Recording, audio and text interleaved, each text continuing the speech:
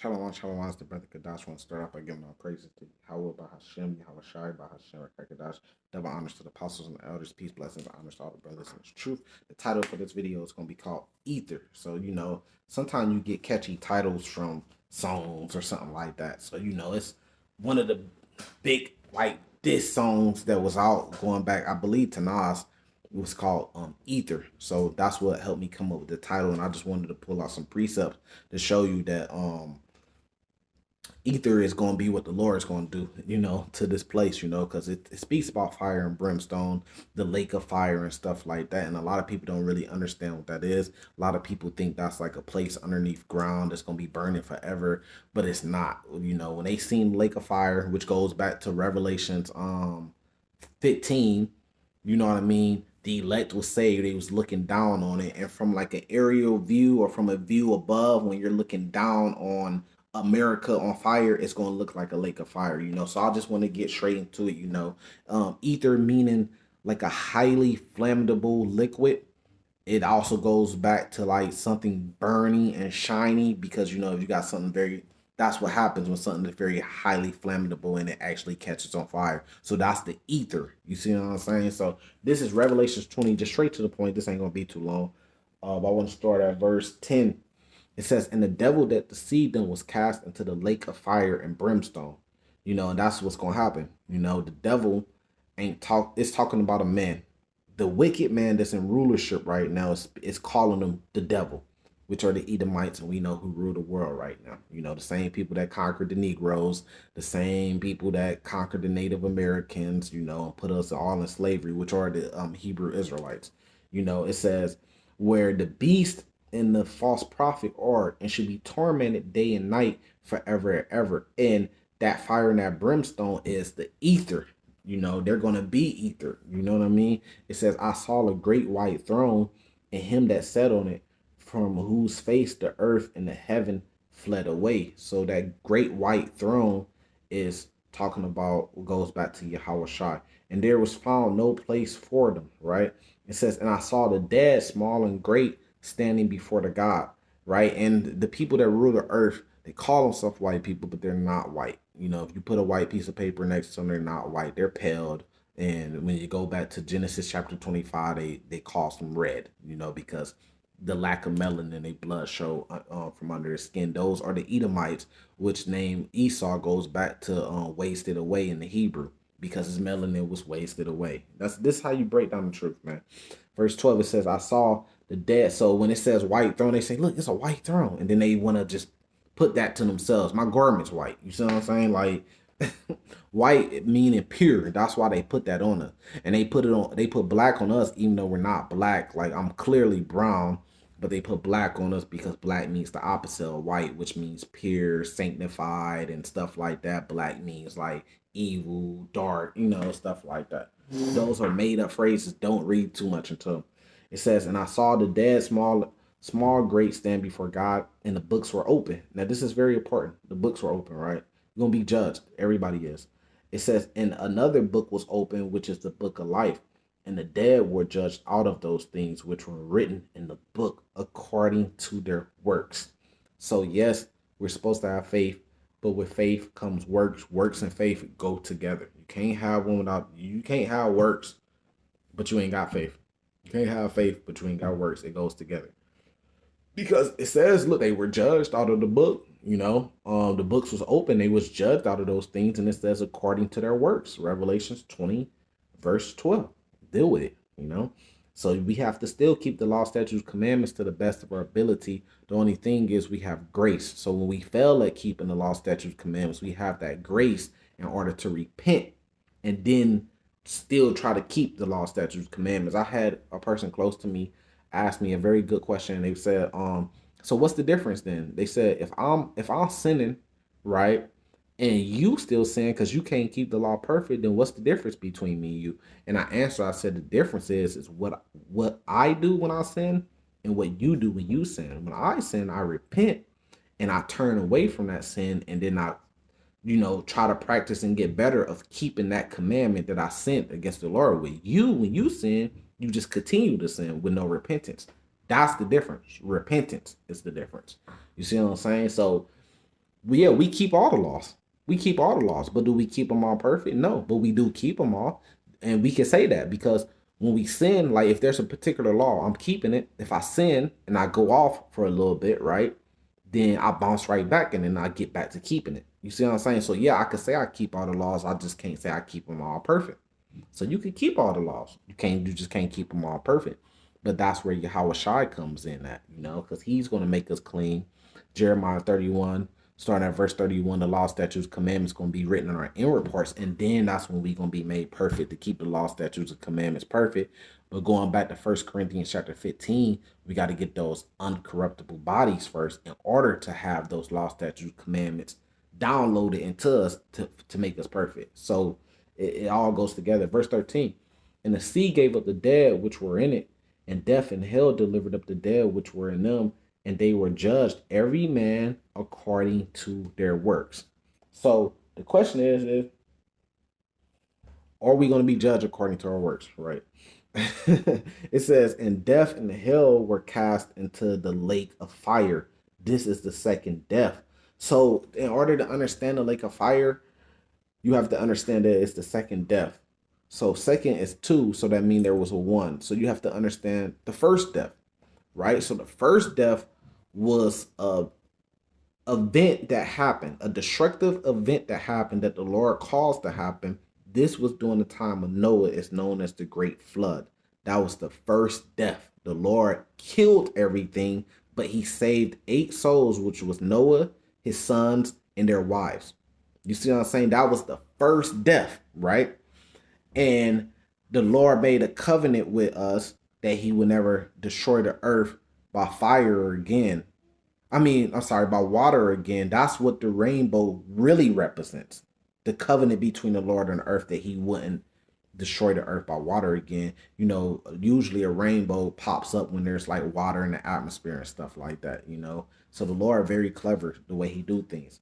So the second death is the same thing, but because the Lord promised us that he wouldn't destroy the earth with water no more, he said, this time I'm going to do it with fire.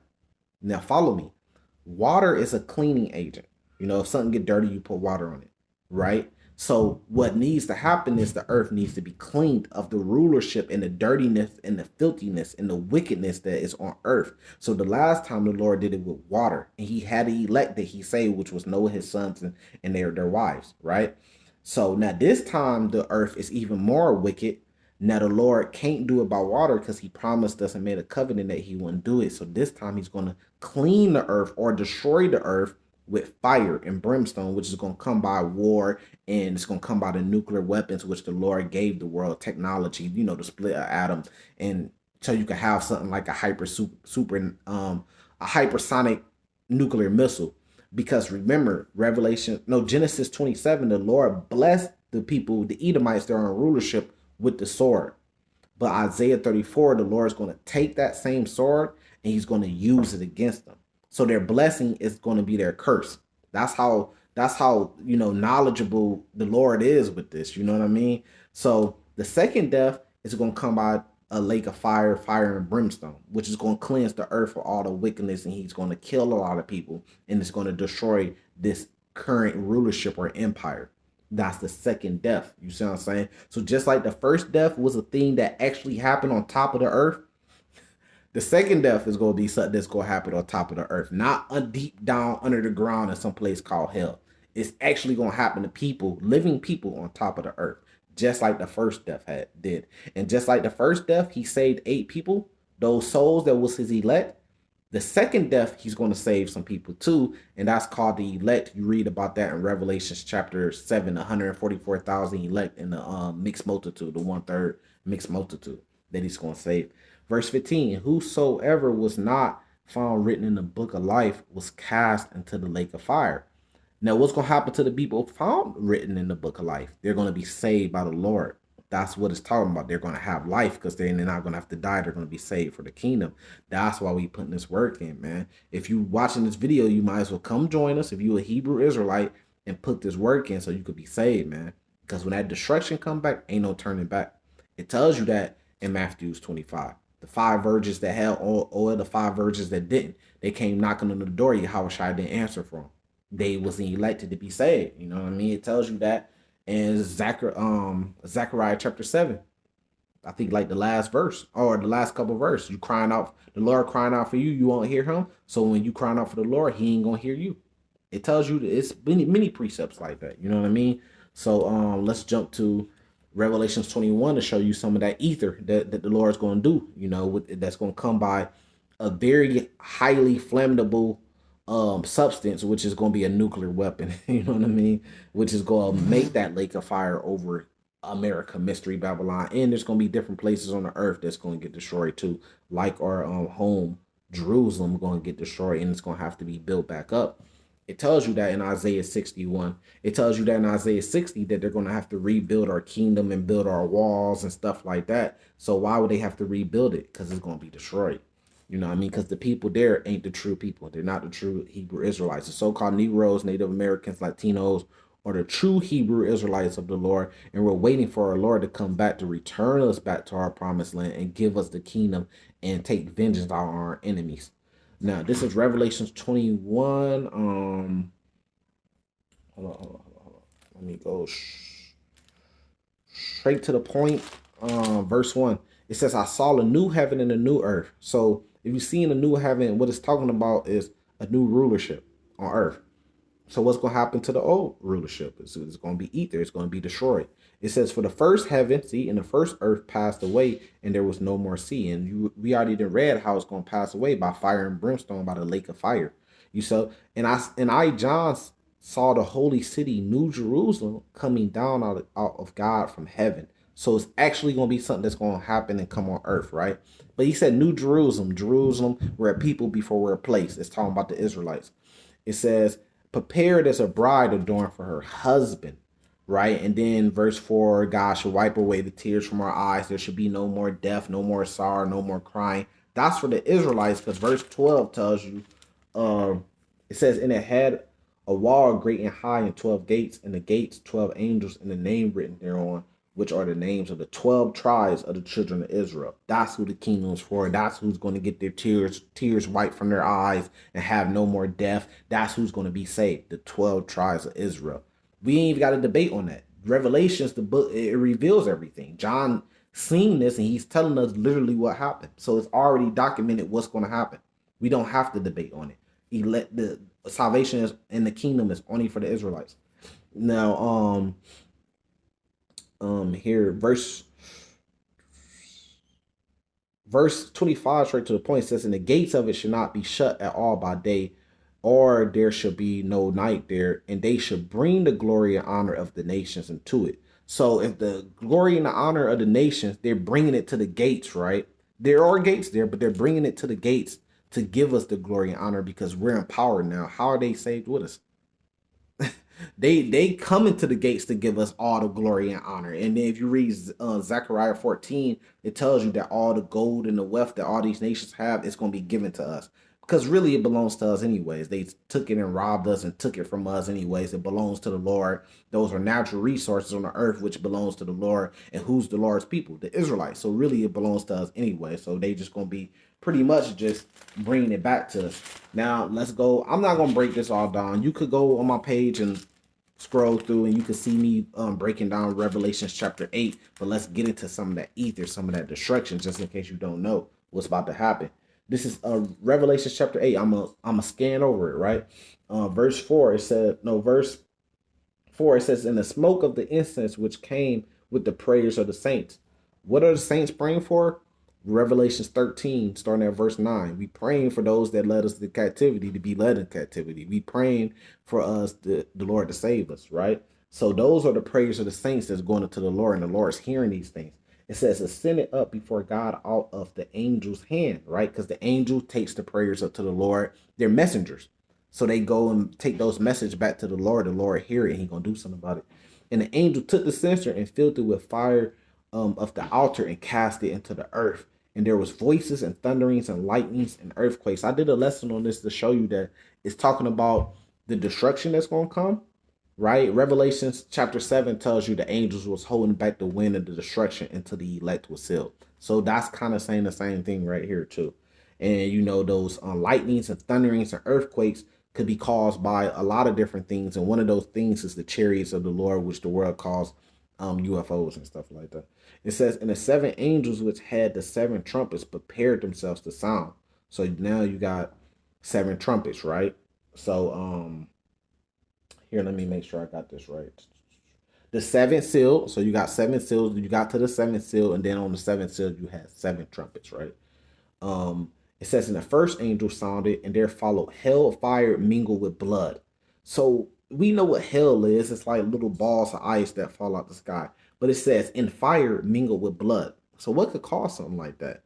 Now imagine thousands of nuclear weapons coming down like hell, which causes fire.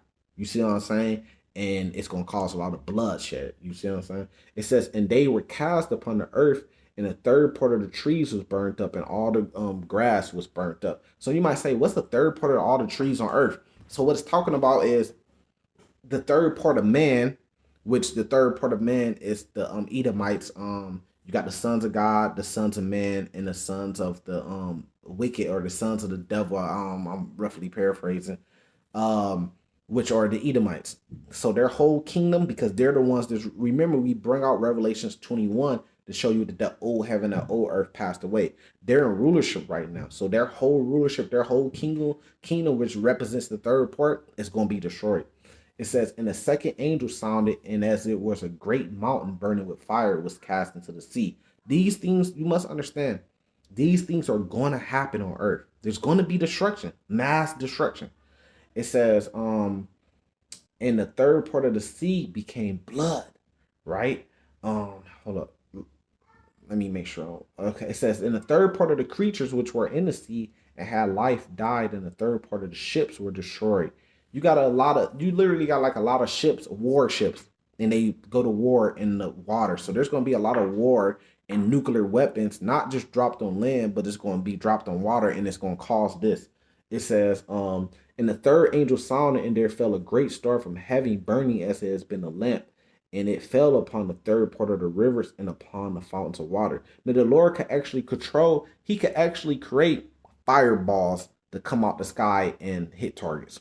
And you have things called hypersonic nuclear missiles that the earth has never seen, detonated on a population or like a city or something like that. And I'm talking about miles and miles of mass destruction from one of them. So imagine when that thing go off, and it's going to happen.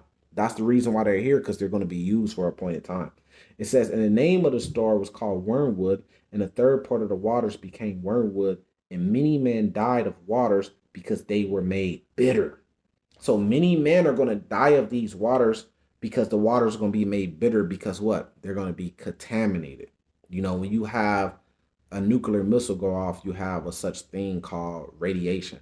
So if it hits water, it's going to kill all the life in the water, and you're not going to be able to drink of the water because it's going to be contaminated. If it hit land, no plants or nothing going to grow on that land because of the radiation. You might not die from the blast. You might not die from the fire. You might not die from the ether, but you might die from radiation a week later. You see what I'm saying? It says, and the fourth angel sounded, and the third part of the sun was smitten, and the third part of the moon. It's talking about Esau's kingdom, his wisdom, his knowledge, but at the same time, you got a thing that goes up. Revelation 6 tells you got something called a mushroom cloud, and you got all that debris from all those nuclear weapons and that smoke and that fire that's going to be ascending into the sky, that the sun, you ain't going to be able to see. It's going to be darkened from the clouds.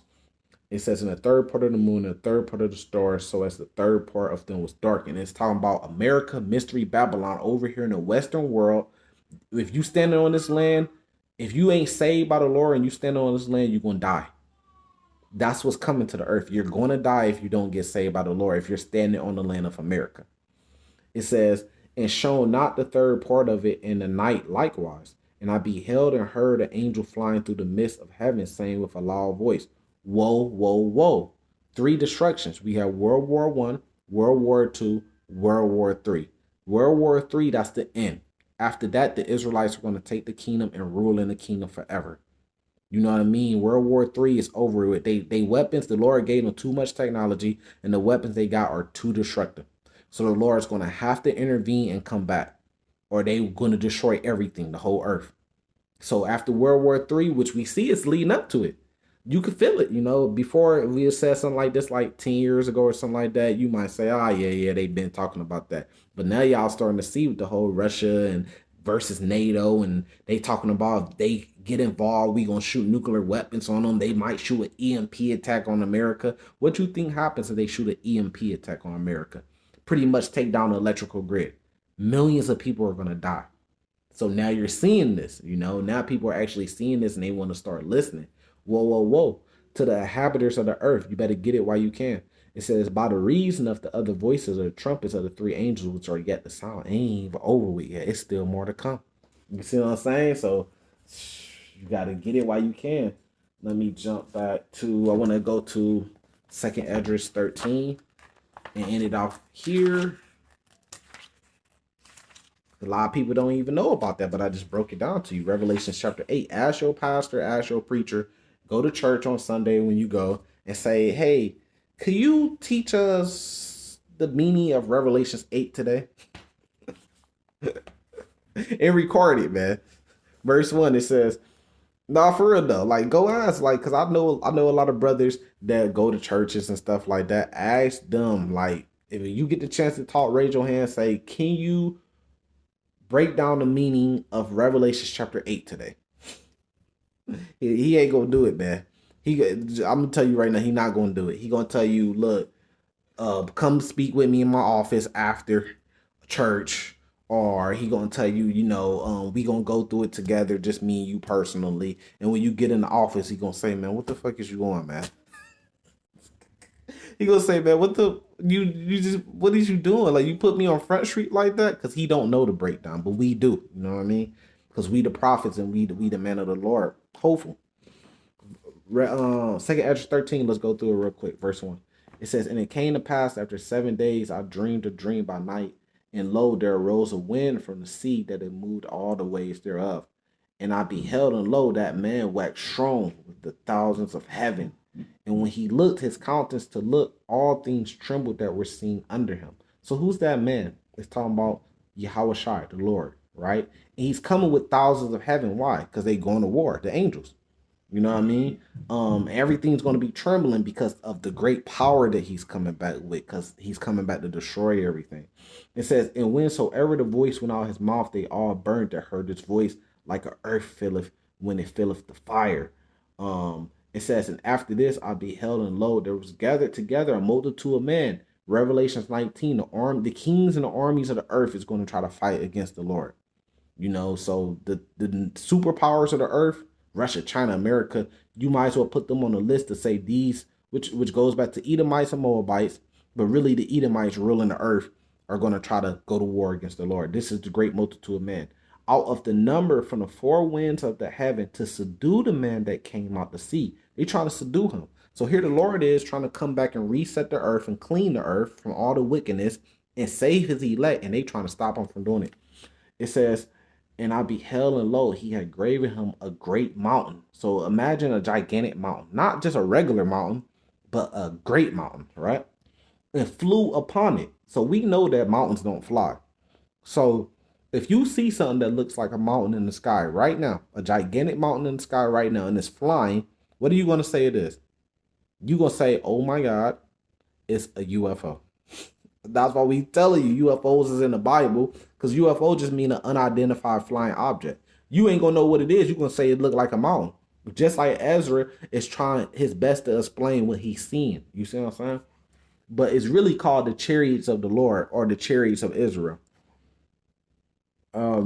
Which has been seen throughout history. There's so many portraits and different evidence of these chariots, from different civilizations that didn't even have nothing to do with each other.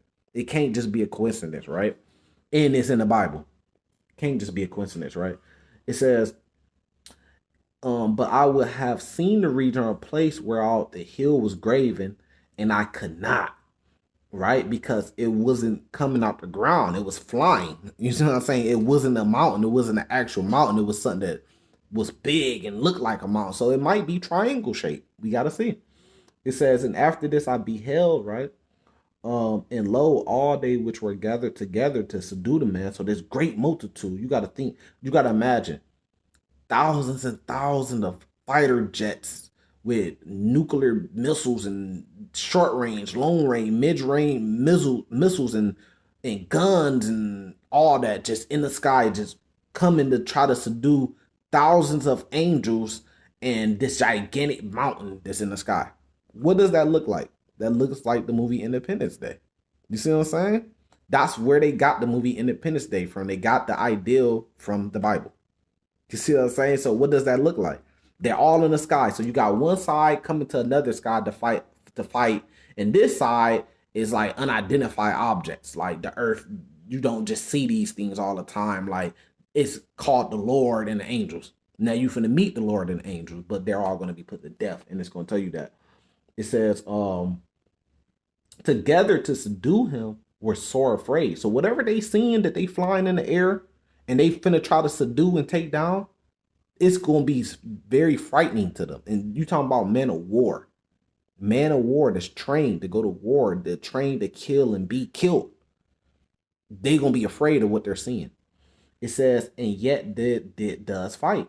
But so they still gonna fight because just like the Lord controlled Pharaoh's heart in Egypt, he gonna control their heart to fight. Why? Because the Lord wants to put on a show. He wants his name to be magnified when he destroys the greatest army the earth has ever seen. So that how much more your name gonna be magnified? It's just like in boxing. The top guy, you want to get up there and beat him so you can say, look, I beat the top guy. Now, what about now? What position I'm in, right? Y'all loved him. Y'all say he was the best ever, and I beat him. Just like with Mayweather Pacquiao. They said Pacquiao was one of the greatest ever, but Mayweather beat him. So however great you say Pacquiao is, that means that you must think hella of Mayweather then. That's how it works, man. The Lord is coming to take the top dog out. Whoever the strongest, which is America, which that's how we know is Mystery Babylon. They have the strongest military. They rule in the earth. That's who the Lord is coming for. Everybody else gonna fall in line when they see the top dog fall. This is how this works, man. This is knowledge, wisdom. You know, it says, and lo, as he saw the violence of the multitude that came, he neither lifted up, this is how strong the Lord is. He neither lifted up his hand, nor held a sword, any instrument of war, but only I saw that he sent out his mouth as it had been a blast of fire, and out of his lips a flaming breath, and out of his tongue he cast out sparks and tempests, right? Now it's precepts, Second Maccabees 5, I believe, maybe 10, speaks about how these chariots have these lightnings and sparks, and we know that today to be called like a laser beam because it's a concentrated mixture of fire, a beam of fire, right? And it has lightnings that come with it, you know, a lightning bolt that the chariots, this is how they fight. They shoot out lightning bolts. They shoot out laser beams. This is where they get the stuff from the movies from. They get it from the Bible. It says, and they were all mixed together. The blast of fire. See, they all mixed and concentrated together. That's called a laser beam today. That's what we call it. A flaming breath and great tempest and fell with violence. So he aimed it, he shot it, and it hit the target, right? And this is what happened. Fell with violence upon the multitude, which were prepared to fight, and burned them up every one, so that upon a sudden of innumerable multitude, nothing was to be perceived. So what do we know today that could do something like that? A laser beam. You know, they put it in the movies. The laser beam shoot out, it hits its target, and then it turns it pretty much to dust and smoke. That's what it's talking about in the Bible. That's where they got the idea from. It says, so that upon a sudden of an innumerable multitude, nothing was to be perceived, but only dust and smell of smoke. When I saw this, I was afraid, you know, and those laser beams are ether, or they're going to ether this great multitude. They're going to ether Esau, you know what I mean? So hopefully this has been edifying with that. I'm going to say salvation to the elect. Shalom.